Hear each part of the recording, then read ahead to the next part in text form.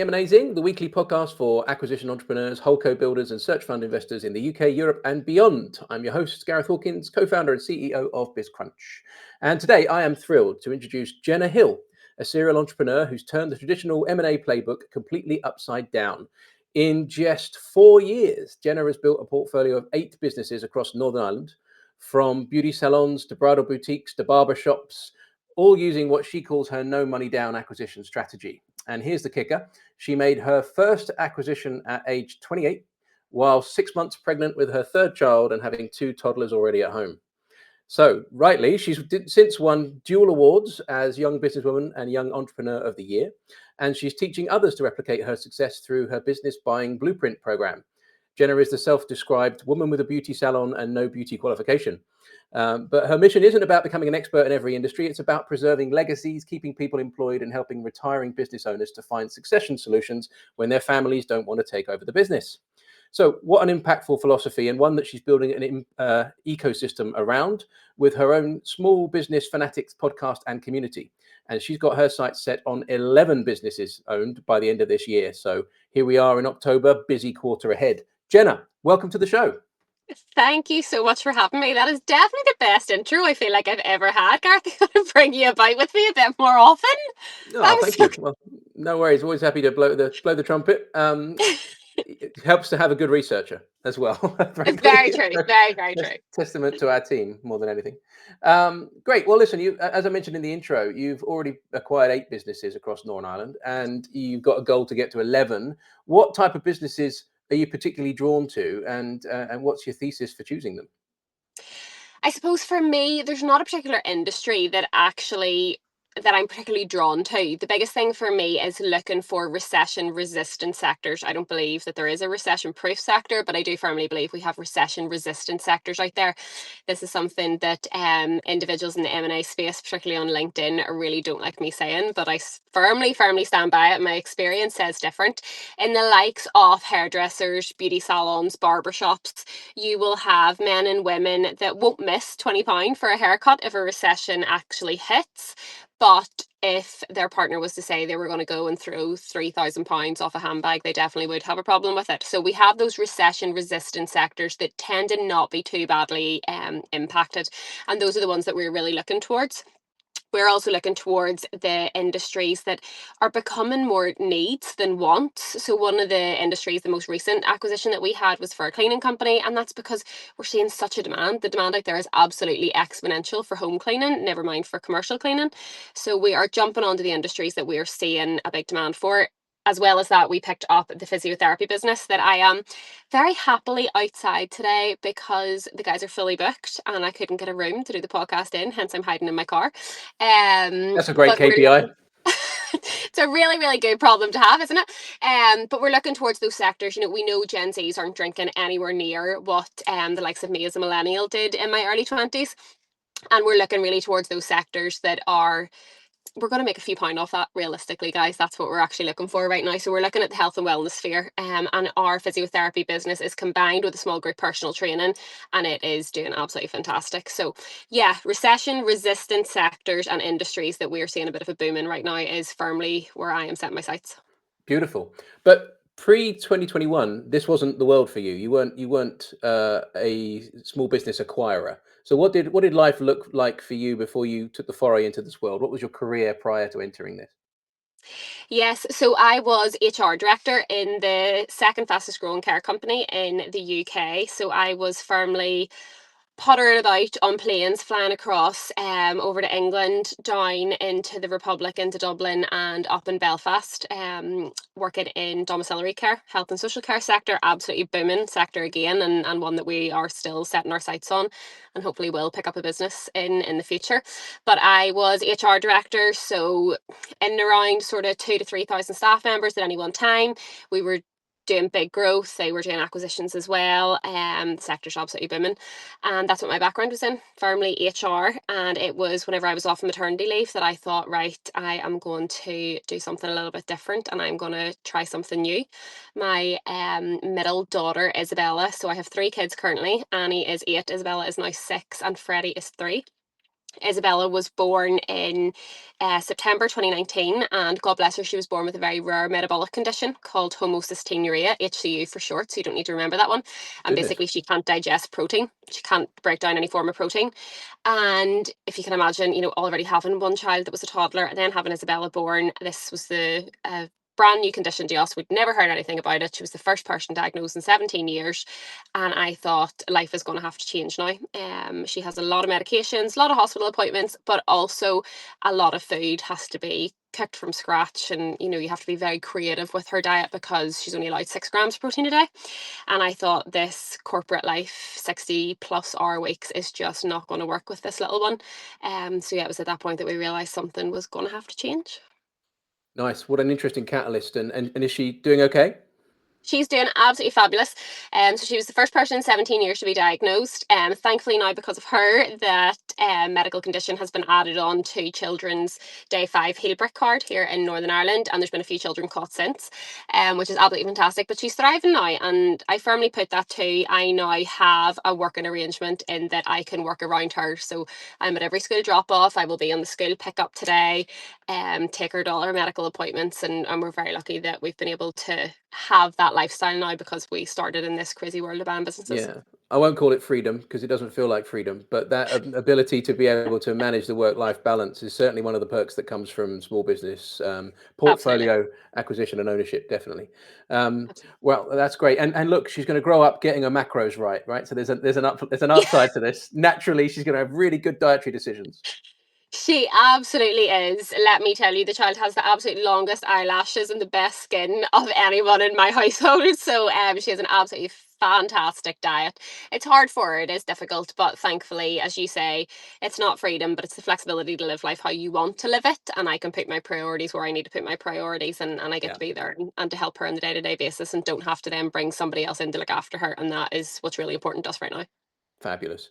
So what's coming across strongly is EQ, and I guess having that large workforce to look after as an HR director, I guess really sharpened that tool for you. How has that helped you in your small business acquisition journey? That high EQ that you have.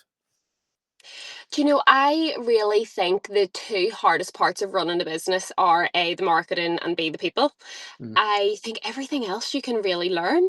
Whereas if you have experience in managing people and you understand marketing and the psychology behind marketing, then you really are flying, or as we would say here in Northern Ireland, you're on a pig's back. So that is definitely that has been so helpful for me, and that has really pushed me on, and it's been an advantage 100%.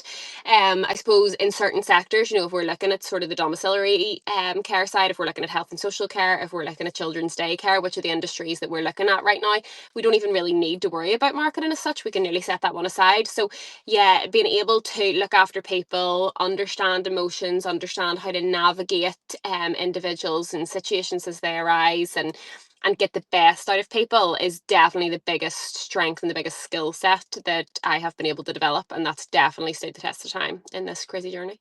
Yeah, and it's a huge benefit, I think, having that ability to get the best from people and deploy them where their strengths and skills and joy comes from. I completely agree. That's a game changer. Um, so when you're looking at business and you're making your selection, and I must imagine you have quite a lot of inbound opportunities now that you're out there and you've got a fair few under your belt. There must be quite a few people that are interested in having a conversation. How do you triage and make your decision as to which ones are right for you? So before I will even walk over the threshold of my front doorstep, a business has to have three things. So it absolutely has to be profitable.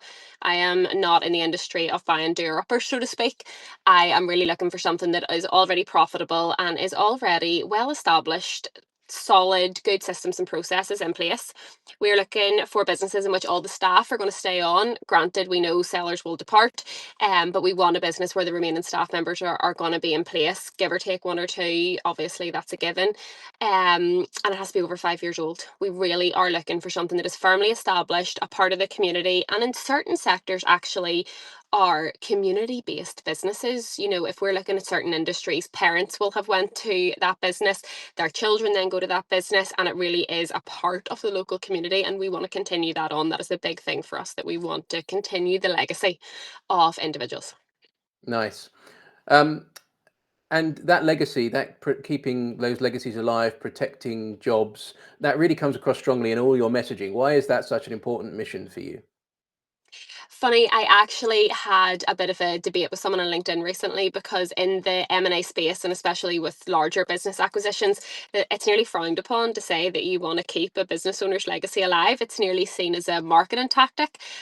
For me, it's absolutely not a marketing tactic. It couldn't be further from a marketing tactic. I believe wholeheartedly that if someone has created a business, grown that from the ground up, that is something that needs to be, it needs to be celebrated. It's absolutely phenomenal that they've been able to do that.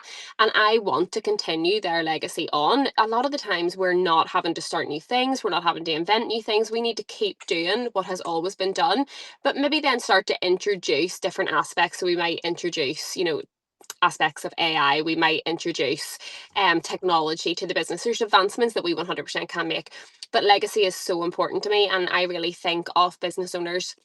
One gentleman we were speaking to recently, bless him, he'd lost his son, and his son was always destined to carry on the business. The son worked in the business, and that was just what was going to happen. And he had sadly lost his son before he should have. And it was so heartbreaking for him that his son now wasn't going to keep that business on. And thankfully we're working through that process with him, and we might be able to keep that legacy alive for him. And I think the further up that people get in the M&A game, they nearly forget that. They nearly lose the emotional side of this. And for a lot of these individuals, their business has been an additional child for them. It's grown up with them. It's grown up Mm. with their kids. Their kids have been a part of it. And I don't think we can underestimate that. So yeah, legacy is hugely important for me. And it's something I think of and pretty much all the big decisions I make. I think of my own legacy and what I want to leave for my children and for the community around me and for the individuals that I work with and I teach how to buy a business. I want to keep that legacy alive for them, and I want to make sure I'm leaving the right legacy for them. Yeah, very, very strong differentiator, I should imagine, because it doesn't sound in any of that it's like about the money. It feels like it's about the mission and it's about the preservation. So yeah, I'm sure that resonates quite well with a lot of these established small business owners that feel that you're leading with your heart and some sort of more social, impactful plan than just how much money can I make from this. I think the big thing with it is we know we're already looking at profitable businesses because we only touch profitable businesses. So any of the businesses that we are looking at as a bit of a base rate, we're looking for gross profit margins in around 65%. We're looking for net profit margins that are probably 20 to 30%. So we know we are getting good, solid, profitable businesses. And we know that those businesses are doing well as they stand right now. So we can nearly set aside the money piece, and we can put that on the back burner because we know it's a profitable business when we've went out to look at it. So we can more lead with the legacy piece, and we can lead more with, right, does this fit our portfolio? Is this a business I want to be associated with? A lot of the business owners that I have bought their business off will tell you that I am out checking out the business before I've bought it off them. In the physiotherapy business we're in today, I had been in and had physio. Friends and family had been in and had physio. I had been in the small group personal training classes. We're really looking to check that there is a sense of community in these businesses. And that's massive post COVID. I don't know about you guys over in England, but over here in Belfast, like, we need community and we are craving community so much in our local businesses. And that is everything from our plumbing and heating company, where people have a loyalty to go back to the same plumbing and heating engineer that they have for years before, to a small group personal training where there's a bit of crack and a bit of chat on the WhatsApp group at the weekend. We are really craving that. And I think that we're very lucky that we're in a position now where we can set aside the money aspect, and it has moved away from being about money to, okay, what are we actually building? What do we want life to look like in another 5 years? What can we do to give back? For instance, this weekend alone, we raised £2,400, £1,200 in one business, £1,200 in another, for two separate charities. And I can't take any credit for it because the team did that in each of those businesses. I had absolutely nothing to do with it. Rocked up and ate the sandwiches and did the workout in the small group personal training. The team get really behind it as well, and they really do become a part of it. And I think when you're leading with that, the money flows. What a lovely culture you've built. That's Do you, that's no mean feat, Jenna. it is really, really lovely. But at the same point, I don't think you can underestimate, we are so picky with the people that we hire. And when I say picky, I mean the age-old premise, hire slow, fire fast, Hmm. is so, so true in all of my businesses. We are incredibly choosy, really strict hiring practices, and I interview every single staff member that we hire within the business. They are not getting into one of our businesses without final clearance from myself. Otherwise this doesn't work. I need to have a serious amount of trust in the individuals that I hire, because I'm not on site in each business every day. So we can't afford for there to be any messing about. There has to be a really strong culture of loyalty, and there has to be a really hard work ethic out there. Otherwise this just would not work. I mean, grow the empire to more than the 11, and that recruiting might become a full-time job if you're going to interview every every shortlisted candidate. That's impressive. Yeah, we'll be looking for a recruitment agency very Yeah, fast. you need to buy one of those next and outsource it, definitely, or insource it, I suppose. So you're a big proponent of no money down in your deal structures. Has that been the reality for all the deals so far? So the very first deal I did, I had absolutely no clue about no money down. Carl, my husband, and I had made a bit of money during COVID, and we had sort of sat back and thought, right, what are we actually going to do now? What are we going to do with this money for? I often tell people my husband, God bless him, is absolutely fantastic, is really good at what he does, but is the biggest spender that you will ever meet. And Carl loves his toys, and there's jet skis, and there's boats, and there's all these weird and wonderful things that he has. And you can't leave money in the bank account too long. So I thought, right, what are we going to do with this? What are we going to do to invest it? And that's how we got into small business acquisitions in the first place. It mesmerized me that so many small business owners will use their money and invest into property whenever they already know how to run a business. So why would they learn a new skill set? Why would they not just buy small Buy more businesses and invest businesses. in that Yeah. way? It baffles me still. Either I'm wrong on that or they're wrong on that, but in my head I'm definitely right on that. No, but I So think that's how. it's a product of the timing, because like where I don't know what the housing market's like in Northern Ireland, but the yield now on property as an asset class is a lot less attractive than it was to our parents, who, that was a no-brainer. They could make serious money owning a property portfolio. Now you'd make a much better yield on a small business, arguably. Yeah, absolutely. And while I do appreciate, it is an appreciated asset, absolutely. But, use the money, buy a business, buy a cash flowing business, and then use the money to pop into property too whenever the market is a little bit different. Use multiple different investment strategies, and have multiple different investment income streams. Sorry, we need to be smart. Life is definitely changing, and it's changing thick and fast, and it's only going to change faster with AI as well. So we need to be smart about it. But in terms of the sort of no money down strategy, the first deal I ever bought was a beauty salon. I paid £15,000 for it. I had no idea about no money down at that stage. I just had £15,000 spare that I could buy this business, and that's exactly what I did. And it was only then from that, whenever I bought that business and I really found a love for it, and I thought, this is what I want to do, actually, more so than running the plumbing and heating company. I want to be doing this more full time, and I started then looking into small business acquisitions an awful lot more. And seller finance was the first form of no money down, I suppose you could say, that I came across, and I done a bit of done a bit of digging on it, tried to find out a little bit more. And I remember phoning my solicitor at the time and saying, do you think I could buy a business in this way here? And he said to me, absolutely not. That is never going to take off. Good luck finding anyone that would Why do it. is it so? Why is that always the advice? That I don't understand why so many solicitors caution against no money down or seller finance. I mean, it is a reality in Expensive. certain types of business. So yeah, It interesting is. advice you got. It absolutely is. It absolutely is. And I still laugh to this day, and I remind him of that quite often, that he told me that this would never work. 8 businesses later.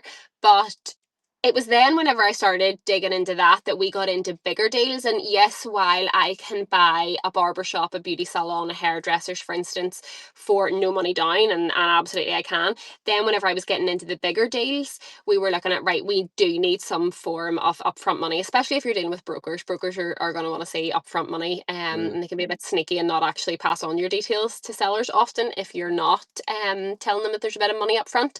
And we started looking at, right, what other creative deal structures can we have here? And we have bought businesses in around the £250,000 mark now with no money down using creative deal structures. There's so many ways that you can do it. The list is absolutely endless. You have just got to think outside of the box, and you cannot limit yourself to there's only one or two ways to do this, because there's not. So have you been starting using leverage from banks and lenders like beyond the seller's finance now? Are you using loans?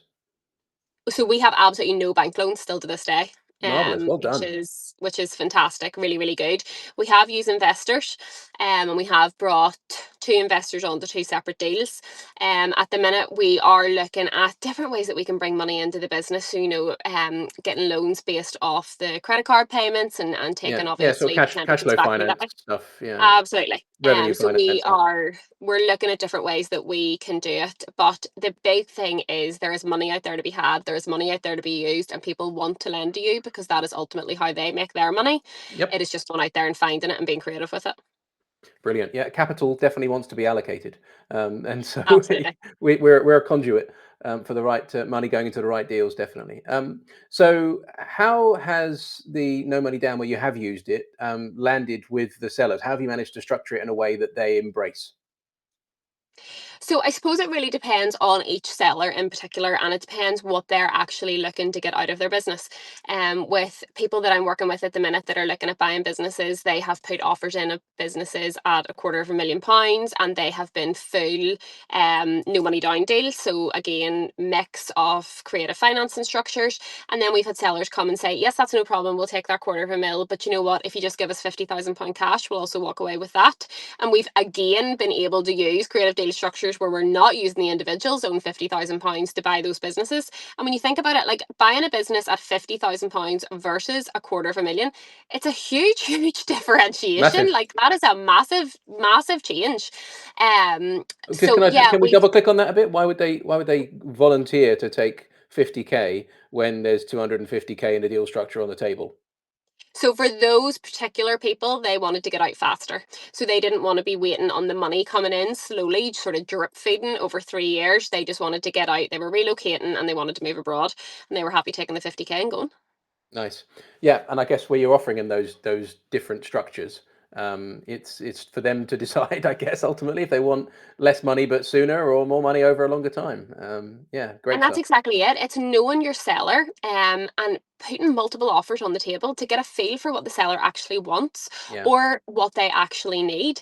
And again, we are doing small business acquisitions. So the deals that we're looking at the minute, nothing has went above £250,000 in terms of an acquisition.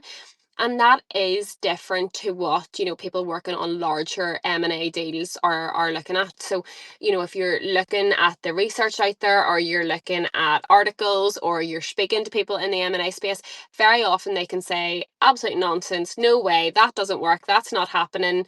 And yeah, we're sitting here saying this is actually happening. We're doing it right now. And I Yep. think we do need to be more open minded to the fact that we can do these creative deal structures. And it's also not always what the professionals tell you.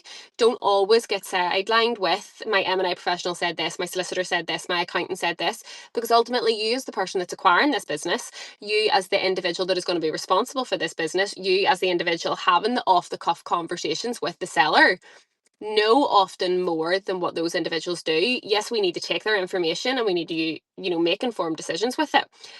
But the buck stops with you, and you need to decide then what way you're going to go forward with it. Absolutely. There is no cast iron set in stone rule or even a handbook. I mean, that works for every single deal. Every deal's different. Every set of conditions is unique to the business in question. And yeah, you've got to plow your own furrow and find what works for you. So more power to you for doing that.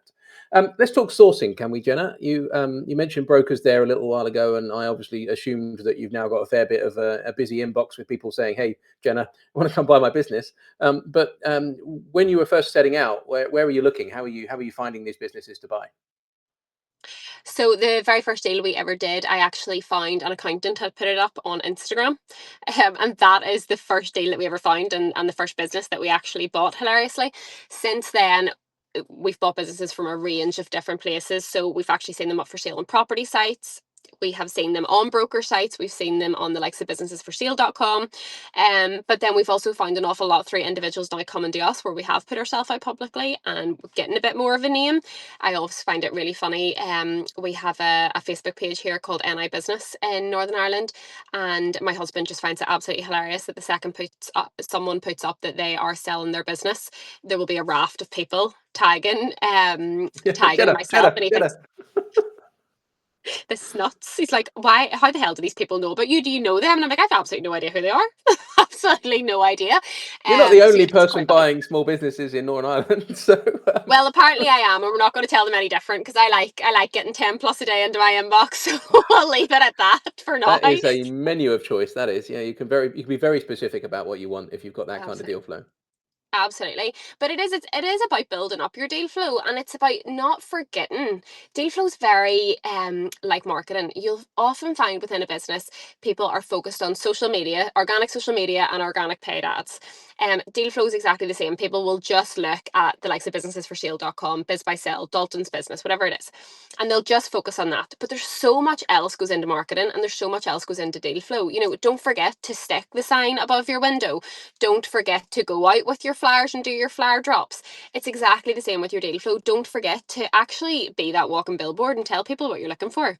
The amount of people that have done our business by blueprint have been on a golf course, have just chatted to the individual that they're playing around a golf with and said, oh yeah, I'm interested in planning a business, but you know, like it has to be going a few years and the staff have to be willing to stay at it because I don't want to be buying a job and I want it to be profitable. And then the next thing, they've X, Y, and Z phone numbers in their phone with individuals that have told their friend that they want to sell their business.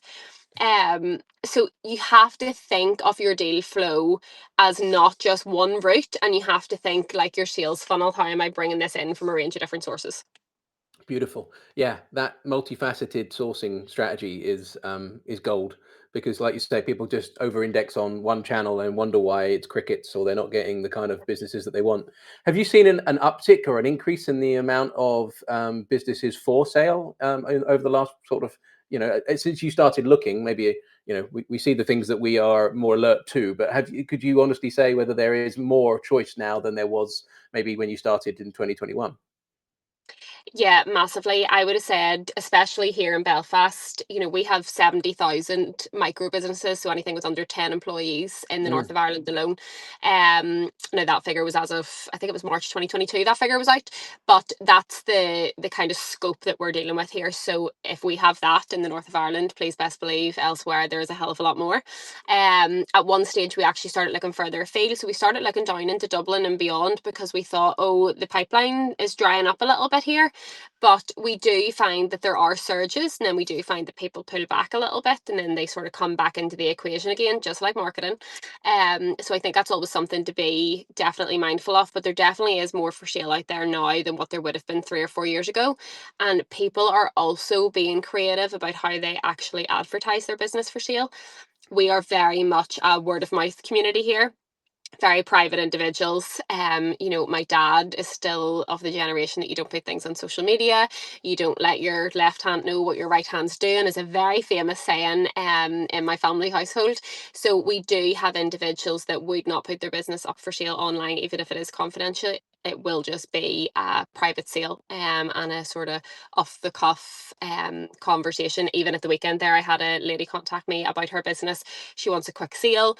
Business is profitable. It meets all of our thresholds. It's actually a very well-known business here in Belfast, and she just has a fear of putting it out publicly that the business is for sale in case the staff find out or in case anything sort of goes wrong, and she just wants a quiet sale.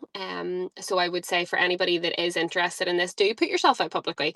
Do let people know, even if it is just on the golf course or playing a game of paddle at the weekend, whatever it is, let people know what you're looking for, because you will find then people will start bringing them to you. And that obviously is very nice that you're not having to spend a lot of your time sourcing. yes, it is. Although it creates some sort of obligation to respond to all of them, which may be a bit It does. you need to hire for. Um, It so does. I want to get into the business buyer's blueprint, but just before we do, it would be wrong to think that it's always been up and to the right and everything's been rosy and there's been no kind of challenges and obstacles along the way. You mentioned obviously the unexpected illness or condition of your daughter, but what else? What other challenges has life thrown at you over the last 4 or 5 years while you've been on this acquisition journey? Yes, and do you know what? I love that you asked that, because I think too many people out there make it to be extremely rosy and everything just goes smooth sailing, because it absolutely doesn't. A couple of years ago, I was actually diagnosed with Graves' disease, and that threw a major spanner in the works. And I firmly, firmly believe if that hadn't have happened and I hadn't have sort of taken a year step back and not going at the pace that I previously was, we would have a hell of a lot more businesses than what we do now. So it's a bit frustrating, but I've had to make peace with it. But when you are then battling your own medical condition, plus then battling a child with a really serious disability, and a hefty amount of time spent in hospital and a hefty amount of time spent on the care for her, that is hard, and that is something that you have weeks where mentally it's just really, really tough. And I have had to spend a lot of time prioritizing myself and that of my family. We have firm rules in our house of set days of the week that we don't do anything else, that we spend time together as a family, dedicated phone off time, that we can really have that one-on-one time with the kids and have that one-on-one time with each other, because you can forget about each other. And we really firmly built this portfolio of businesses to give us a fantastic lifestyle, which thankfully it has. But also don't want to lose my husband in the process of that, and don't want to lose time with my kids in the process of that, which you could get swept up and you could do. So yeah, thankfully out the other side of that medical condition, but that's something that I will have for life, and I'm always going to have to juggle. So have to be very careful, make sure I eat well, make sure I train regularly, make sure I get that downtime. And then we did have one business that we really, really massively struggled with. I make no qualms on social media that I focus on service-based businesses, but I get swept up and I bought a product-based business, and that was Mm. our bridal boutique, and that was hard. We still have it to this day, and I firmly, firmly believe it will be the business that tests me constantly. And that sounds hilarious when I say my hardest business is a bridal boutique. Like, when you Not think at of all. that, it's ridiculous. Like, the concept is insane, but it is an extremely tough industry, an extremely tough industry. And it is the one that has most definitely tested me in terms of marketing, in terms of getting bums on seats, in terms of getting the name out there, the brand awareness, the cash flow. It has tested me in every area of having a business, and there's been some sleepless nights with that one. It broke all of the rules. It didn't meet any of the rules whenever we were buying it, and yeah, I probably did get a little bit swept up being female and it being bridal, and I thought this is going to be really lovely and this is going to be really fun. But it is important to know what your rules are and to firmly stick with it. It's a discipline, and obviously you've now got a living reminder of what happens when you depart from your thesis. Um, but Yes. yeah, I mean, hats off to you for entering a very challenging market. But testament to you for turning it around and keeping it in the portfolio and keeping it going and thriving. So well done. Let's get into the business buyer's blueprint. What inspired you, in addition to managing, a growing family, owning 8 businesses, continuing to search for more? What led you to want to put out there this community and opportunity for future business buyers? I think for me, whenever I sort of fell into this industry, there wasn't anything out there. There wasn't sort of somewhere that I could go that was UK, Ireland based, that knew the market as it stood here in the UK and Ireland. And that really frustrated me. I nearly wanted somewhere to go that I could just take something and plug and play it. I very much respect the time and the understanding of other people. I have mentors that I go to that are far ahead of the game in comparison to myself, and I will never underestimate paying those individuals for them to fast track me through a process. Why would I not leverage the time and the experience of other people to fast track through a problem that the way I have, and lost X amount of time in the bridal boutique? And whenever I looked for something, there wasn't anything here, and I found that really frustrating. And I thought, well, maybe we should potentially look at building out something. We'll see if there ever is a demand or a market for it. And slowly over time, people kept coming and saying to me, would you show me how to do this? Can you help me do that? And that was, on LinkedIn, that was on Instagram, that was, word of mouth, individuals coming to me. And I suppose I'd done it for so long, just helping people, meeting up for a coffee, giving them advice and guidance. And then individuals would take that advice and guidance, go off, but they would only get so far again, and then they might just actually not proceed with the deal. They might drop off, or they were then, saying that, oh, I've met with Jenna. Jenna's told me how to do this, but then they pulled out of a deal, and it nearly reflected badly on me. And I thought, you know what, we need to build something to show people exactly how to do this. And when I decided to build it, I did not want it to be a 1 day equivalent to studying for your theory test and your driving test. I didn't want it to be that, because the reality is every deal is different.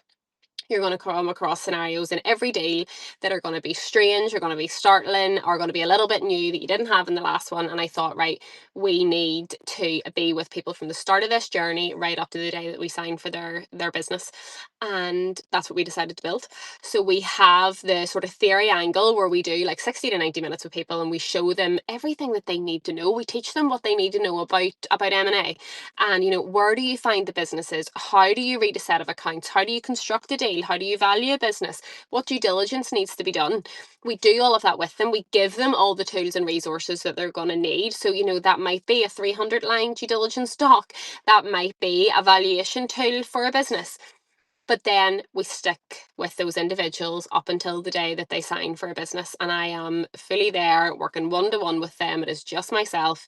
And I stick with them to make sure they get the deal over the line.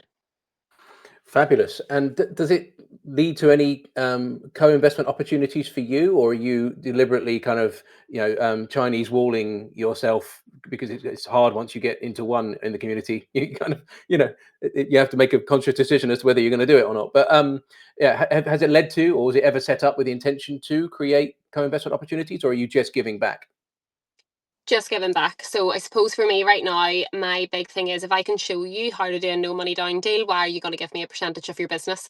Nor do I want it. I want people to go out and build an incredible lifestyle for themselves the way we have. You know, my husband and I count ourselves very lucky and very privileged. We have 3 kids in private education. We have a house with no mortgage. We live a really comfortable, lovely life. And it is not about having a Ferrari in the front driveway, although I wouldn't put it past Carl at this stage. She's got a boat and a jet ski, so we might as well add a Ferrari to the collection. But it was never about that. It was about being comfortable, not struggling, and living a lovely lifestyle, eating good food, drinking good wine. It was more for that experiential thing, and I want that for other people. That's amazing. And yes, you wouldn't be the first to have taken stakes in the community source deal flow, but it's credit to you that you have not done it for that reason. So you have mentioned, I think, quite publicly that small business acquisitions are becoming more accessible and attractive to first-time entrepreneurs. I'm really intrigued by that, because I think the same, but I'm wondering if we're coming at it from the same angle. So tell me what's made you think that way, and where you see it going. I think the reality is, if you can think of individuals that you went to school with, you will know of some individuals that didn't go down the university route. They maybe went to college, they learned a trade, they were really good at their trade. That could have been a hairdresser, a barber, a plumbing and heating engineer, a joiner, whatever it was. And they became really good at a trade. And ultimately, one day they decided, well, naturally, I'm really good at this. So why would I earn money for someone else? I might as well set up my own business. And that's something that we see in the UK and Ireland a lot. People sort of reach a stage that they think that the natural progression is A, to become a line manager, followed by B, to become a business owner. And when you think of those individuals, they have really solid businesses that have made really good profit. I always refer to it as sort of stealth wealth. They were nearly the individuals that you went to school with that had a caravan in a lovely part of the world. And they've done really well out of those businesses. If they have been able to set those up, they had no business experience, they knew absolutely nothing about doing that, why can you not go in and buy those businesses? There is absolutely no reason. And I think we really need to squash this scary world of M&A and bring it right back to what it is. It is buying a business. It is buying something that somebody else has already created and established, that is making the money, is, you know, a cash flow business. There's no reason why you can't pick it up. You just need to learn how to do it, just like they learned how to run a business. Yeah, and it's baffling that people have more confidence generally to go and start something from scratch than they do necessarily to go and pick up something that's already proven, that might have a natural need to pass on the baton to somebody else. Yeah, it is often confidence rather than a competence thing. There's many people I know that are entrepreneurs who've gone the 0 to 1 route that would make excellent acquirers of established businesses. Yeah, I'm glad to hear that you feel that it's becoming more accessible. Do you think the tools, or the structuring, or the finance, or has other things conspired to make it more accessible? I think there's so much more out there now that allows you to actually get into acquisitions. If we look at startups, for instance, for such a long time there were loans for startup businesses that you could actually get going. But here in Belfast, if you want to say start up a hairdressers, for instance, it's going to take you anywhere between 40 and 70,000 pounds to kit out a hairdressers. And accessibility to loans to do that is so much more readily available now, which is great. But why would you start that up when you could acquire a business that already has the clientele there? So, yeah, I think acquisitions pretty much are for everybody out there. But in terms of, making this so much easier now to do, you have individuals like myself, there's other people out there that show you how to do it. But you also have so many more funding routes now than what you maybe did 5 or 10 years ago. There's so much more money out there. Capital is out there for the taking. It's just being creative with it and working out then how am I going to structure this deal so that I can actually get going. But would I say is it easier now than what it was 5 to 10 years ago? Controversially, yeah, I probably would say it's easier.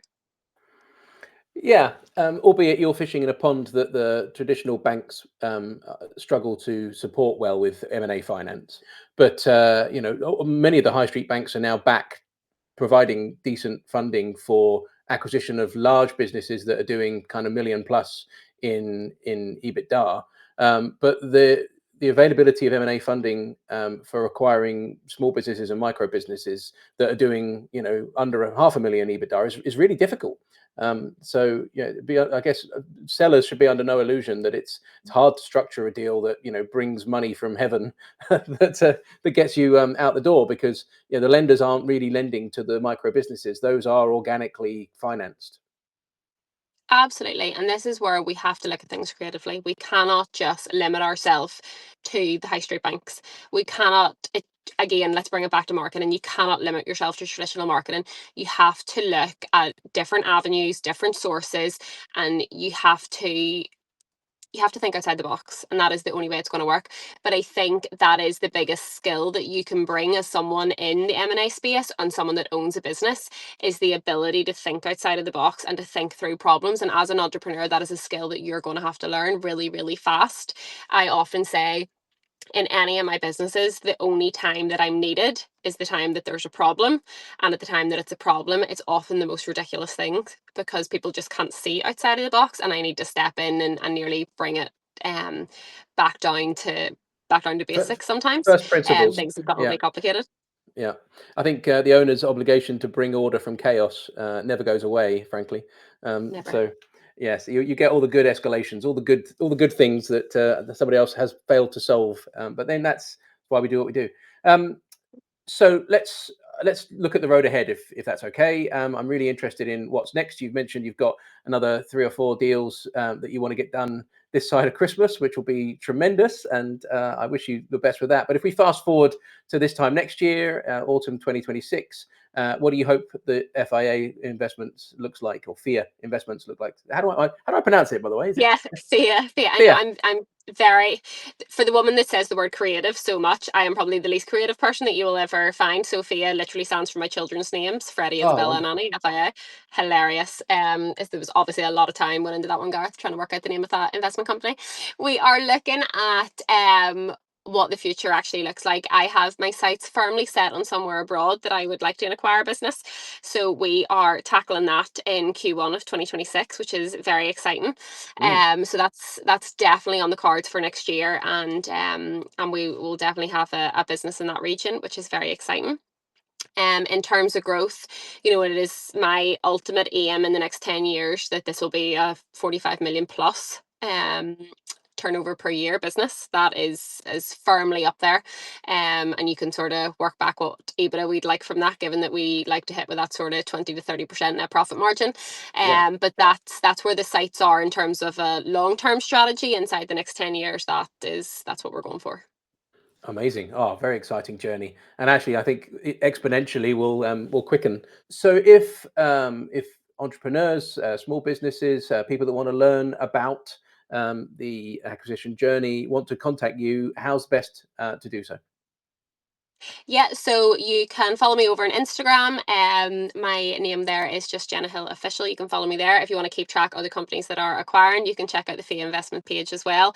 Also, obviously online, the websites are there, and I suppose TikTok is definitely where we're bigger right now.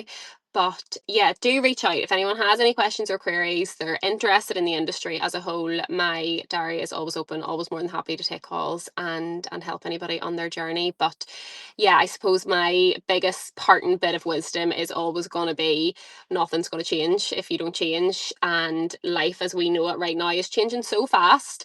And I think we've got to be ballsy. We've got to take risks, albeit I make no qualms that I am a very risk averse person. You know, things need to be very well thought out and thought through. I do have three little kids at home that need their mum, and need her to be mentally well and not have lost her sanity with the volume of businesses that I buy. So I'm very thoughtful with the stuff that I do, and I do think things out. But we still have to take risks, and we still have to try new things, and we still have to give things a go, and the world is changing, and goodness only knows where we're going to be in another 12 months time. Here, here. No, calculated risks are definitely the game that we're in, but no risk, no reward, right? Absolutely. So, and I'm super impressed that you still have time in your diary to make available to people that might want to reach out and have a conversation, because it sounds like you have to clone yourself these days with all these responsibilities. But well done. No, So thank you. no, my pleasure. Jenna, look, it's been an absolutely inspiring chat. I'm sure this will light a rocket under many of the finance bros that are buried in their spreadsheets and their lender conversations. And to learn that Ah, you were acquiring multiple businesses whilst you've been juggling three kids, and that you've got eight under your belt within, a short space of time, 4 years, like, wow. Well done. So I'm absolutely personally honored to have been able to hear about your journey, and I'm really excited to sort of chart your continued success. So please, let's keep in contact, and yes, absolutely. keep us updated on the next ones that you bring into the group. I will. Thank you so much, and thank you so much for having me. It's a real honor. Thank you. It's been a pleasure. Thanks. So we wish you well, and listeners, tune in next time for another interview with another inspiring acquisition entrepreneur. But for now, keep on crunching.